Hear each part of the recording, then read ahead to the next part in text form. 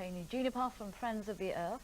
And in our Bristol studio, Dr. Paul Toyne. He's an environmental consultant. Welcome to you. Let's go straight to the phones and join Georgina from Arundel.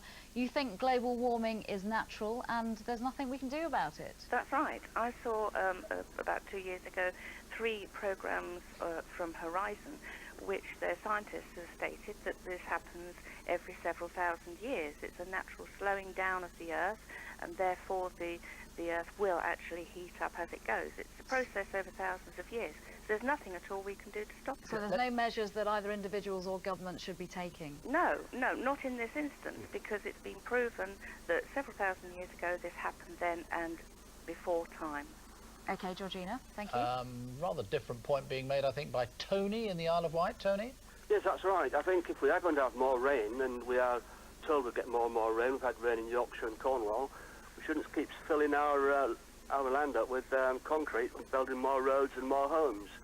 We should, the Earth is a sponge, and we can't soak up rain if you fill it up with concrete.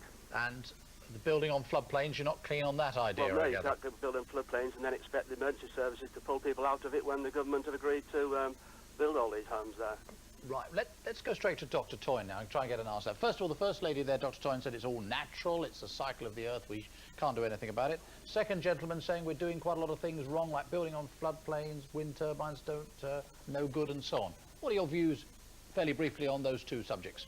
Well, I think if you look at a recent letter that was written to the G8 world leaders just before the Gleneagles, and it came from the national academies of all the major countries of the world, and the evidence that they were suggesting was that actually climate change is happening, the links to it being caused by man are irrefutable, and action is needed now to address these issues. So I would, there's obviously going to be people who put a different perspective to these things, but I think the evidence is such that we should act now. After all, it's almost an insurance policy, and some of the interventions that we could do are actually beneficial, not just for the environment, but also for world economies as well. Quickly, wind turbines, built planes?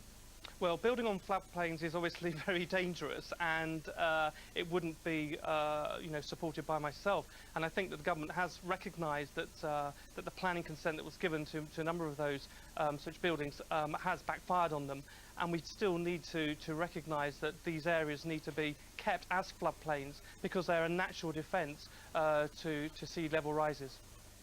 Dr. Toyne, thank you. You were shaking your head at Georgina's point, saying it's natural, there's nothing to do about it, so we shouldn't be doing anything about it. Well, Paul was absolutely right. There's now an irrefutable scientific body of evidence that tells us that global warming is happening. It's leading to climate change. Is it irrefutable? Yes, it is. The data is there. The world is warming up, and it's now linked to the pollution being caused by power stations. Why so many cynics, then, in the scientific world and from callers as we've heard, like Georgina? The cynics in the scientific world are now in a tiny minority, and if you look at the scientific material that's been published over the last 10 years, pretty much all of the material in reputable journals like Nature, which is peer-reviewed scientific journals, all of those are telling us that global warming is happening and that it's caused by people. Cynics like America that won't sign up to agreements. Clearly, there are vested economic interests, like some of the big oil companies who've been campaigning ferociously to stop there being an agreement on global warming because they know it will damage their profits in the short term.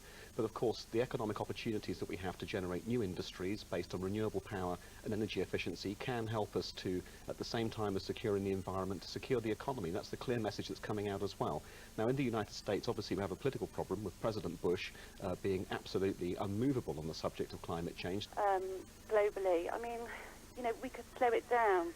I think that people are sort of in a state of denial, and we talk about the nanny state and, But Tina, can I ask you this? What about your own life? Do you consciously, I don't know whether you drive a car or not, or whether you get recycled rubbish and all that sort of thing? But, these little things, I mean, we do know that there's huge stuff from aircraft, we could counteract things like that, not by putting taxes on aircraft. There are utility companies like Severn Trent who are actually looking at how they can get energy from renewable waste, which is a step forward, and also actually through their work that they're doing with employees, actually getting people to take action by themselves, whether it's recycling, reducing the amount of waste they take to landfill, the choices they make about public transport and use of a car, for example.